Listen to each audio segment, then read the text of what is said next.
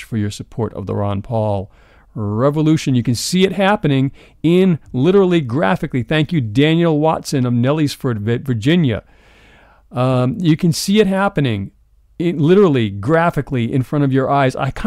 You know what? If somebody out there can get a video camera, point it at their screen, and videotape this from now until we hit that 1 million, or until the end of until Sunday at midnight, videotape this. This is history. Get it on video, and then we'll do like a sped up, fast forward rendering of the video, and it will make some fascinating, undeniable. We are seeing the undeniable proof of the support of Dr. Ron Paul for president.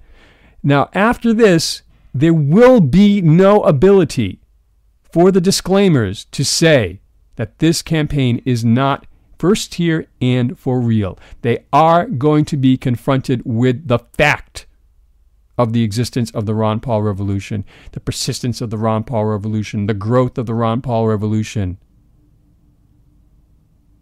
Raise your voices loud and clear. The Ron Paul revolution is here. Freedom! So as I was saying about, thank you, Eric Cruz, Monrovia, California. I mean, it just keeps going. Deborah Dehart, Stevens, Pennsylvania. It just keeps going. As I was saying about the debate. So, I just have these questions about that. And I didn't feel that we're going to listen to these clips, and then we're going to see. We'll go through it. My feeling was that Dr. Paul had a lot more to say to the situation than he brought forth in that debate. And you know what? Hey, you can't hit a home run every time you go up to bat. And let's face it, Dr. Paul's been on a heck of a hitting streak. I mean, every single debate, he's been knocking the cover off the ball and hitting them out of the park every single time. So, I'm certainly prepared to, cut him some slack on this one. And not that it was a terrible performance. I just felt like he didn't really, hit the nail on the head the way he tends to in the situation. And, but you know what I'm saying? It wasn't an optimum situation. So let's go ahead and listen right now to the intro. I found the intro to this whole thing really fascinating, and we'll just listen to a little bit of that right now. Fortunately, there are those in the Republican Party who do understand the importance of reaching out to people of color. I am grateful to former RNC Chairman Ken Mehlman, former House Speaker Newt Gingrich, former Congressman Jack Kemp, and former Maryland Lieutenant Governor Michael Steele, all of whom have lent their support over the last year to this event. Indeed, last week, President Bush was asked about those GOP candidates not attending tonight and responded by underscoring the importance of reaching out to communities of color. We believe that when we make communities of color better, we make our country better. And so,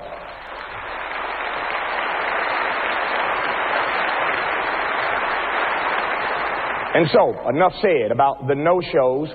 Here now to introduce the candidates who are here. Please welcome former Maryland Lieutenant Governor and current chairman of GOPAC, Michael Steele.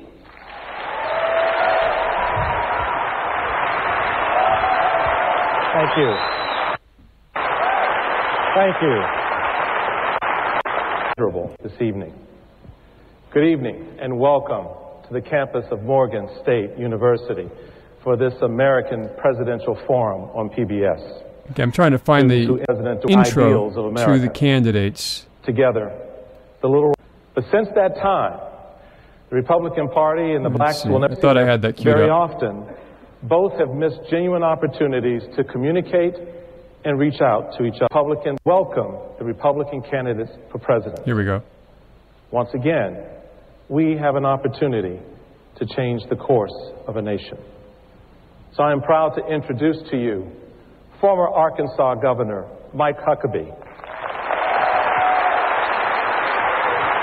Texas Congressman Ron Paul,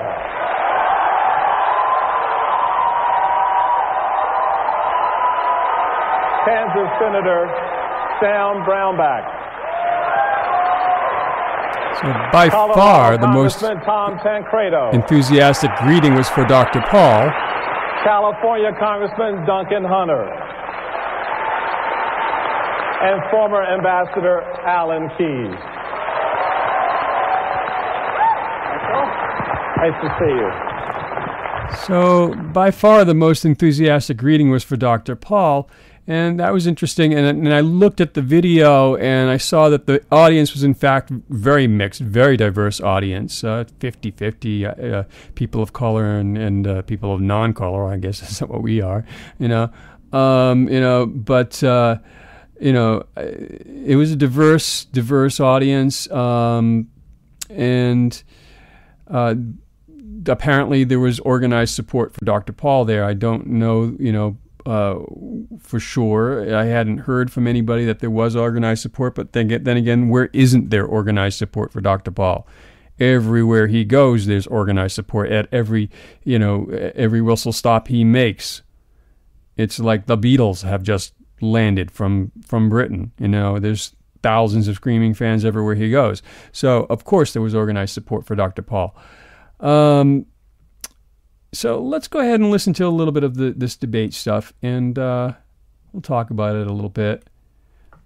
And what we have here is everything separated out into little chunks of when Ron Paul had his opportunities to speak. So let's listen to the first one now. And I'm very pleased because I go wherever I'm invited to talk about freedom. That, to me, is the most important thing, along with the emphasis on the Constitution. I believe so strongly that individuals have their rights and their life as a gift from God, and the purpose of government is to protect life and liberty. But I'd also like to extend that if you have the fruits of your labor, I would like you to keep the fruits of your labor as well. And under those conditions, and under a freedom philosophy, and under the Constitution, we would be so much more prosperous because we wouldn't be policing the world. We would be bringing our troops home, and we would take care of our people here at home. Thank you, Congressman. Okay, so that was in response to the question of how he felt. How do the candidates feel about being invited to speak in this environment? So I kind of was looking for the answer that he usually gives in these circumstances, which is, well, we're all individuals, and I'm here to speak to individuals, not to a group. To me, that was the key message that I think didn't quite come out. And I know everyone, don't. Hey, I'm not, trashing Dr. Paul. I'm not attacking. None of that. Okay, I'm just simply commenting. I just felt as though maybe somehow this might have been one of those situations where there could have been. I know one of the great things about Dr. Paul is he's very unrehearsed. He doesn't give canned answers for the most part, and he's obviously not been prepped for these things much. He's not handled, and that makes him extremely credible and appealing. But this might have been one situation where he might have done better if there had been more preparation, perhaps. And on the other hand, you know what? This guy is being run ragged all over the country. So, where's the chance? Where's the opportunity? So, I understand that we have Mark on the line. So we're going to go ahead and we're going to talk to Mark. Hi, Mark. Thanks for calling into the Freedom Message. How are you today? Good. It's Mark Warzeka, actually. Thank you for calling. Oh, thanks for having me. Sure. So tell me, what did you call in about today? Oh, I wanted to call and just talk about the debates and how Dr. Paul did last night. Okay, great. It's a good topic to discuss, and it's certainly something that's on my mind. What were your impressions and thoughts and feelings? Well, I thought I thought Dr. Paul did really well, but I just want to say how refreshing I thought the debate was last night. I actually really enjoyed having the quote unquote front runners out of this debate and having a smaller group and getting to hear some more from some of the candidates that we don't get to hear as much from when the quote unquote